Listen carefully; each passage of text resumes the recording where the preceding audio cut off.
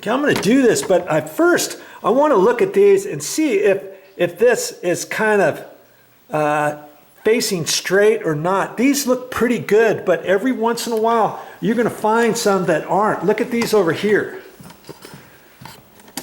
See, that one's pretty much straight. That one's pretty much straight. This one here, yeah, I got to screw it in a little bit, but can you see it's kind of coming out at a slight angle? It's kind of hard. It's kind of hard to see on here, but I can tell this is tilted.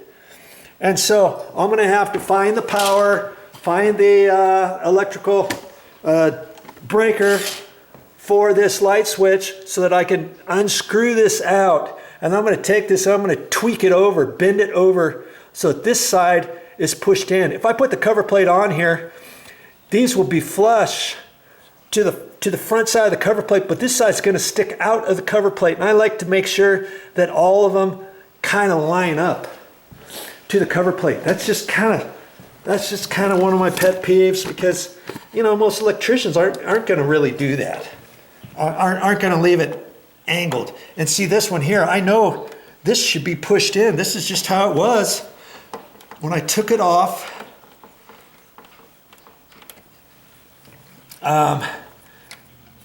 And before you put anything on, you just want to check. I can see this one's just slightly off, but not too bad. Okay, so I'm pretty sure that cover plate, I mean, you could do a mock test on here. And let's just get this. Oh, this one, look at that. I've got to clean these. I've got to clean this one off too. And I like to clean off the covers before I install them. Okay, this one looks pretty clean, but you know, I'll probably wipe it a little bit, and then I can kind of set it up here and do just a slight mock run, so to speak. Push it in there and look at that, make sure it lines up. If it didn't, sometimes even if it fits in the groove, you might see a slight gap and it might be tight. Like see on this light switch here, there's a slight gap right there. It's really tight over here. So I know even though that this fits in the square, the rectangle, I could push this bottom over, couldn't I? If I wanted, I could take this. I got to be careful because the power's on. I could push it over and tighten it back. Like that. And now I get that on there. See there? Now the gap's slightly more on this side than that side because I pushed it over just a hair too far. And what I could do is I could leave the screw ever so loose if I wanted. And then these two will hold this one in place. You know, if you wanted to do that. See, that's fine. That's fine now. And I see there's a little bit of paint on the side there and on the side. And so I've got to, oh geez. I've got to I want to clean that off. I'll probably spend a little bit of time with that. See, when I put the masking tape on there, some paint got in just on the edge of the masking tape. And it's just enough to kind of cause your cover plate not to be white all the way. I don't want to see any little bit of paint sticking around on the edges. And on these lights, speaking of that, you want to make sure that you don't have any drops of paint on the top. I don't think I do. It's just like these have probably never been cleaned for 15 years. And you could have paint droppings from the last place, the last time it was painted, or if you didn't get your masking tape up over it, if you just had it straight, you didn't have it kind of pushed back in, you could have a little bit of paint drip on there. And who likes to see that? You know, you could check your edges if you didn't get your masking tape all the way. Check the edges of this and all that. That looks fine. Okay, just a few little things you can check. Now I can get down here and go ahead and cut this out. Okay. I think you know what I'm going to do now, and I've got to do it. I've got to do it one way or another, and so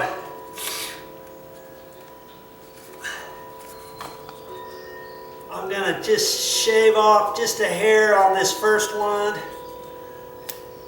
because I want it to fit in there without smashing it in.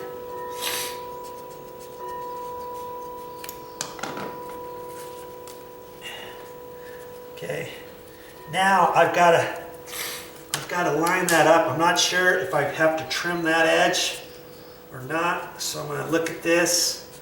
It looks like it's just right. That looks pretty close. If anything, it needs to be shaved 1/16. Let's just try it.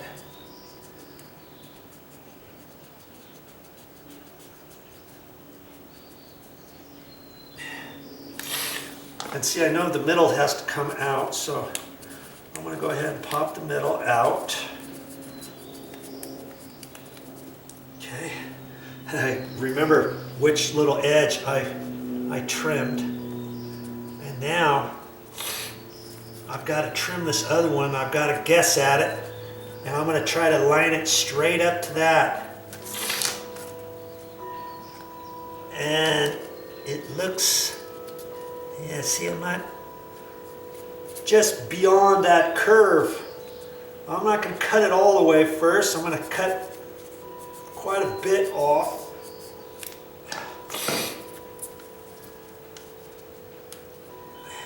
Yeah, just about to that curve, it looks like.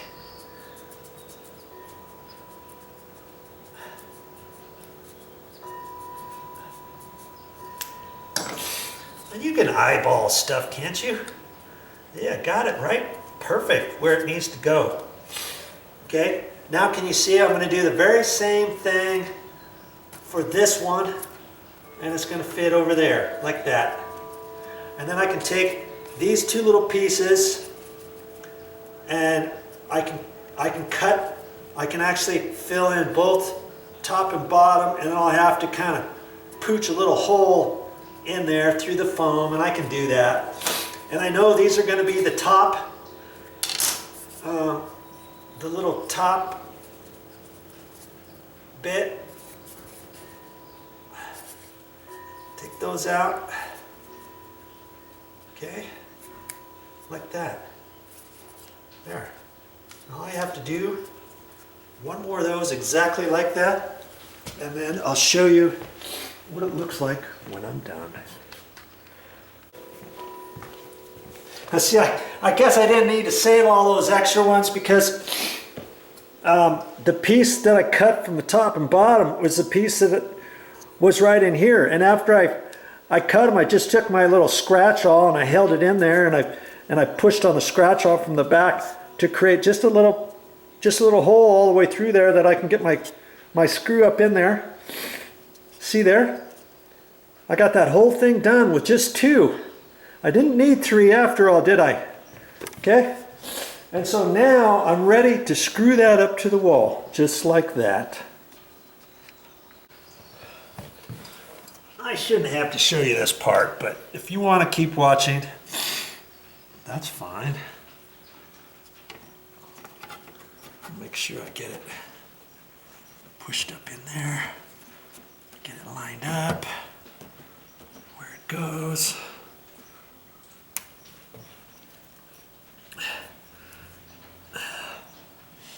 You got to hold on to it a little bit because you've got that foam in there, so it wants to spring wants to spring back on you just a hair.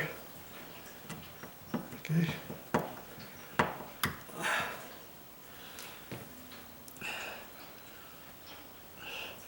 And this is one of those vinyl covers. Sometimes you can tighten these up just a hair tighter and it will dimple instead of snap. If you don't have a vinyl cover plate, you can still do it. Just make sure to not over tighten your screws. Okay, this is that middle one, and I should be able to get it because I put a little hole in there. Okay. Ah, come on. Fish for it a little bit. Because if you don't have the vinyl cover plates like this particular cover, you've got to be careful when you're tightening these up, or you could crack this, kaboink, kaboink, or however, okay? The thing with these vinyl cover plates, I don't like to over tighten them. If you over tighten it, you could put a slight dimple on here more so than not. And I can see slight impressions here, but it's not because of what I did. It's because of this cover plate is 15 years old and it already had that in there from the last person. Okay, I'm just gonna make it snug. And it's funny too, some electricians like to make it where all the screws are straight up and down, or all the screws are sideways. I don't do that. I just tighten it wherever it's tight, especially if you're using those other cover plates. Okay, because you don't want to leave your cover plate loose and you don't want it cracked. Okay, doesn't that look nice? Now that's how I'm going to do all of the other ones with all these foam covers. Yeah, I got a little bit of time and energy and effort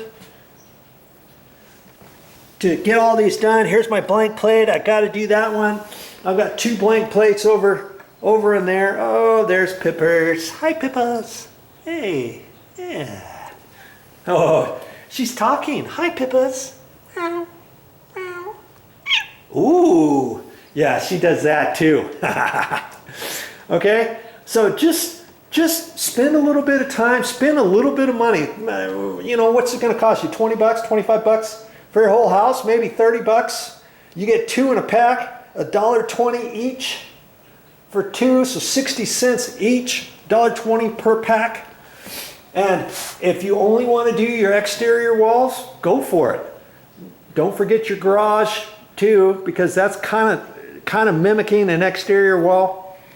Count them all up and get yourself some good scissors. I don't know if regular scissors will cut as good as carpet scissors, but like I say, I save these and I'm really careful with the tip, and I got a special place where I store those. I don't keep those in my nail bag, absolutely not, because I never know when I'm going to need that, and I like to keep them nice and sharp.